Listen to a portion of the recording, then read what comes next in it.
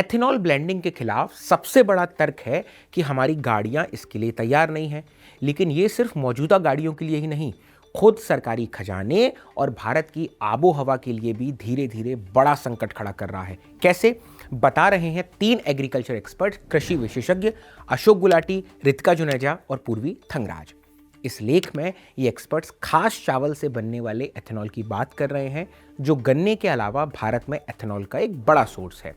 नमस्ते, मेरा नाम दीपक है और आप देख रहे हैं द इंडियन एक्सप्रेस का शो वैचारिकी, जिसमें हम ओपिनियन पन्ने पर हमारे जो ओपैड्स छपते हैं सब्जेक्ट एक्सपर्ट्स के, उनको आपके लिए हिंदी में प्रेजेंट करते हैं। आज भारत के पास चावल का इतना अंबार लग गया है कि सरकार उसे खाने के बजाय गाड़ियों के ईंधन में झोंक रही है। ये कहानी है भारत की उस चावल नीति की, राइस पॉलिसी की, जो फायदे से ज्यादा नुकसान करती दिख रही है। सबसे पहले चावल के उत्पादन से जुड़े कुछ हैरान करने वाले आंकड़े देखिए, फैक्ट्स देखिए। साल 2025-26 में भारत ने 15 करोड़ 40 लाख टन चावल पैदा किया। इसके साथ ही वो चीन को पीछे छोड़कर दुनिया का सबसे बड़ा चावल उत्पादक बन गया। भारत दुनिया का सबसे बड़ा चावल निर्यातक भी है। 2025 में उसने 2 करोड़ 45 लाख टन चावल बाहर भेजा था। ये दुनिया के कुल चावल कारोबार का करीब 40% है। नेशनल फूड सिक्योरिटी एक्ट यानी NFSA के तहत भारत सरकार करीब 80 करोड़ लोगों को मुफ्त अनाज देती है। हर व्यक्ति को महीने में 5 किलो, इसमें भी 2/3 हिस्सा चावल का होता है। जो ये 5 किलो है, इसके चंक की हम बात कर रहे हैं। और इन सब के बाद भी 1 अप्रैल तक फूड कॉर्पोरेशन ऑफ इंडिया यानी FCI के गोदामों में इतना चावल भरा था जो तय भंडार से लगभग 5 गुना ज्यादा था। इस एक्स्ट्रा भंडार को संभालने का खर्च भी भारी है। साल 2024-25 में सिर्फ इस अतिरिक्त चावल को रखने पर 10,712 करोड़ रुपए खर्च हुए। इसी बोझ को घटाने के लिए सरकार ने टूटे और खराब चावल को एथेनॉल बनाने में लगाने का फैसला किया कि इससे प्रोडक्शन करेंगे एथेनॉल का। साल 2025-26 में करीब 50 लाख टन चावल इसी काम में लगा दिया गया। लेकिन दिक्कत कहाँ है? दिक्कत यह है कि FCI को यही चावल अगले साल करीब 44 रुपये प्रति किलो पड़ेगा, लेकिन यही चावल एथेनॉल बनाने वाले प्लांट को सिर्फ 23 रुपये किलो में दिया जा रहा है। इससे पुरानी बहस फिर छिड़ गई है कि खाने के अनाज को ईंधन बनाना कहाँ तक सही है, खासकर तब जब सरकार की ओर से सब्सिडी के रूप में भारी रकम निकल रही हो। और भारत में चावल के भारी उत्पादन में सब्सिडी की महत्वपूर्ण भूमिका है ही, एक इंपॉर्टेंट रोल प्ले करता है। लेकिन ये सब्सिडी सरकारी खजाने के साथ साथ पर्यावरण को भी भारी नुकसान पहुंचा रही है। दरअसल इस पूरी उलझन के पीछे 3 नीतियां हैं, 3 पॉलिसीज हैं जो आपस में जुड़ी हैं। UPSC एस्पिरेंट्स यहां थोड़ा ध्यान दें कि ये 3 पॉलिसीज कौन कौन सी है। पहली, न्यूनतम समर्थन मूल्य यानी MSP पर बेरोक टोक खरीद। धान का जो MSP है वो इस साल 2,369 रुपये प्रति क्विंटल है पर राज्य एक दूसरे से आगे निकलने की होड़ में इससे भी ज़्यादा दाम देते हैं। जैसे छत्तीसगढ़ MSP से करीब 40% ज़्यादा दाम देता है और तेलंगाना करीब 20%। आंध्र प्रदेश, उड़ीसा, पंजाब और हरियाणा जैसे राज्य भी किसी न किसी रूप में ये अतिरिक्त पैसा देते हैं। दूसरी नीति है चावल की खेती वाले इलाकों में मुफ्त या करीब करीब मुफ्त बिजली। चावल एक ऐसी फसल है जिसे खेत में पानी भरकर उगाया जाता है और एक सीजन में इसे 25 बार तक सिंचाई चाहिए, 25 टाइम्स। ऐसे में मुफ्त बिजली जमीन के नीचे का पानी बेतहाशा खींचने का खुला लाइसेंस बन जाती है। तीसरी नीति है यूरिया का उसकी असल लागत से बहुत कम दाम पर मिलना। इसके 45 किलो के बोरे का दाम कई साल से 242 रुपये पर टिका है, 242 रुपीज़, जबकि इसकी असल लागत का 85 से 90% हिस्सा सरकार खुद उठाती है। ये खर्च सरकार ने तब भी वहन किया है, तब भी भरा है जब ईरान युद्ध और होर्मुज बंद होने पर खाद के दाम दोगुने हो गए थे। इन तीनों सब्सिडी का बोझ कितना बड़ा है, इसे एक आंकड़े से समझिए, फैक्ट से समझते हैं।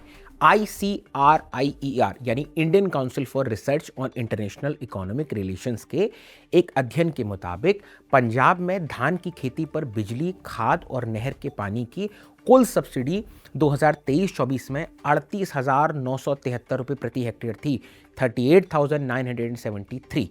इन्हीं नीतियों की वजह से FCI के गोदाम चावल से भर गए और इस भंडार को ठिकाने लगाने के लिए सरकार ने दूसरा रास्ता चुना। क्या? कि इसे एथेनॉल की भट्टियों में डालना। यहाँ एक बात साफ कर देना ज़रूरी है, एथेनॉल को पेट्रोल में मिलाने का कार्यक्रम अपने आप में कोई बुरा विचार नहीं है। दिक्कत इस बात में है कि एथेनॉल बनाने वालों पर यह शर्त थोप दी गई है कि वो अपना एक हिस्सा FCI के चावल से ही बनाए। ये सोवियत संघ के जो सरकारी नियंत्रण था उस दौर की याद दिलाता है, उस जैसा ही है। उद्योग तो ये चाहता है कि उसे सबसे सस्ता और बेहतर कच्चा माल चुनने की आज़ादी मिले, चाहे वो मक्का हो, गन्ना हो या फिर चावल, पर सरकारी नीति ये आज़ादी नहीं देती। नतीजा, दोनों के बीच एक सौदा हो जाता है और 44 रुपये लागत वाला चावल 23 रुपये में एथेनॉल प्लांट को दे दिया जाता है, ये कहकर कि वो टूटा है और ख़राब है। अब आते हैं सबसे गंभीर पहलू पर, पर्यावरण के नुकसान। 1 किलो चावल उगाने में औसतन 4000 लीटर पानी लगता है। इसका आधा हिस्सा भले ही ज़मीन में वापस चला जाए, पर बाकी आधा जो है वो पौधा सोख लेता है या भाप बनकर उड़ जाता है, इवेपोरेशन। फिर चावल की खेती में सबसे आम तरीका है रोपाई का, यानी पौध को पानी भरे खेत में लगाना। इस तरीके से भारी मात्रा में मीथेन गैस निकलती है, जो कार्बन डाइऑक्साइड से 25 गुना ज़्यादा खतरनाक है, 25 टाइम्स। नुकसान यही नहीं रुकता। पंजाब और हरियाणा जैसे राज्यों में जब 1 हेक्टेयर खेत में 250 रुपये प्रति किलो वाली जो खाद है वो इस्तेमाल होती है, तो हर हेक्टेयर से करीब 5 टन कार्बन डाइऑक्साइड निकलती है। दरअसल पौधा खाद में मौजूद नाइट्रोजन का सिर्फ 35 से 40% ही सोख पाता है। बाकी नाइट्रोजन 2 तरह से नुकसान करती है। एक हिस्सा नाइट्रस ऑक्साइड बनकर हवा में मिल जाता है, ये ग्रीन हाउस गैस के तौर पर कार्बन डाइऑक्साइड से 273 टाइम्स यानी 273 गुना ज़्यादा खतरनाक है, और दूसरा हिस्सा ज़मीन के नीचे पानी में घुलकर उसे नाइट्रेट से जहरीला बना देता है। ये जो जहरीला पानी है ये सेहत के लिए बड़ा खतरा है। इसका संबंध ब्लू बेबी सिंड्रोम से जोड़ा गया है, यानी एक ऐसी बीमारी जिसमें नवजात शिशु के खून में ऑक्सीजन की कमी हो जाती है। इसके अलावा थायराइड, डायबिटीज़ और कैंसर का खतरा भी बढ़ता है। तो इसका हल क्या है? सॉल्यूशन की बात भी होगी, ये तस्वीर बदलनी होगी, वरना तकनीक का एक वरदान है, इंसानियत के लिए अभिशाप बन जाएगा। जो आपको ब्लेसिंग मिली वो आपका बेन बन जाएगी। इसके लिए कुछ ज़रूरी कदम है। अब यहाँ सॉल्यूशन स्टेप है। पहला, एमएसपी नीति में बदलाव हो, कोई अतिरिक्त बोनस ना मिले और हर राज्य में खरीद उसके कुल उत्पादन के 40% से ज़्यादा ना हो। दूसरा, एथेनॉल प्लांट पर एफसीआई का चावल इस्तेमाल करने की शर्त हटे, इसके लिए मक्का एक बेहतर विकल्प है।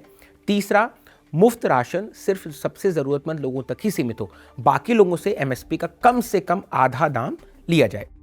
चौथा, पानी बचाने के लिए डायरेक्ट सीडेड चावल को बढ़ावा मिले, यानी बिना पौध लगाए सीधे बीज से उगाई जाने वाली खेती। और पांचवा और सबसे ज़रूरी कदम यह है कि खाद पर दी जाने वाली जो सब्सिडी की जगह किसानों को सीधी आर्थिक मदद दी जाए, डायरेक्ट उनकी हेल्प की जाए, और खाद के दाम पर से सरकारी नियंत्रण हटे, गवर्नमेंट कंट्रोल कम हो जाए।